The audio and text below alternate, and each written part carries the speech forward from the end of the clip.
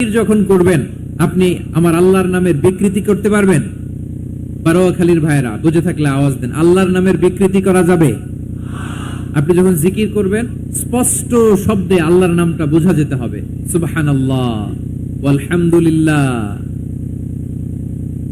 আল্লাহু আকবার একসাথে মিলিয়ে করেন অথবা আলাদা আলাদা করেন, অথবা শুধু আল্লাহ আল্লাহ এই নামের জিকিরও যদি করেন স্পষ্ট বোঝা যাইতে হবে। আল্লাহর নামের বিকৃতি করা যাবে, কিন্তু আল্লাহর নামের বিকৃতি করে জিকির এদেশে আছে না নাই? আছে। দেখবেন জিকিরের মধ্যে হুই হুই হুই হুই হুই এরকম করতেছে, আছে না নাই? সবাই মিলে লাফাচ্ছে, তফাচ্ছে, মাথা ঝুলাচ্ছে, আর কি কি যেন বলে, ওইটার মধ্যে আমি আল্লাহর নাম খুঁজে পাই না, এরকম আছে না নাই?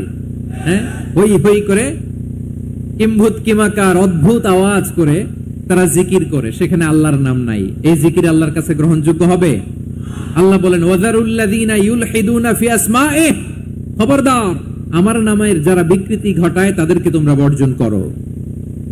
এজন্য জিকির যখন করব সুস্পষ্ট ভাবে আল্লাহ তাআলার নাম সেখানে থাকতে হবে, ঠিক কিনা বলেন? আবার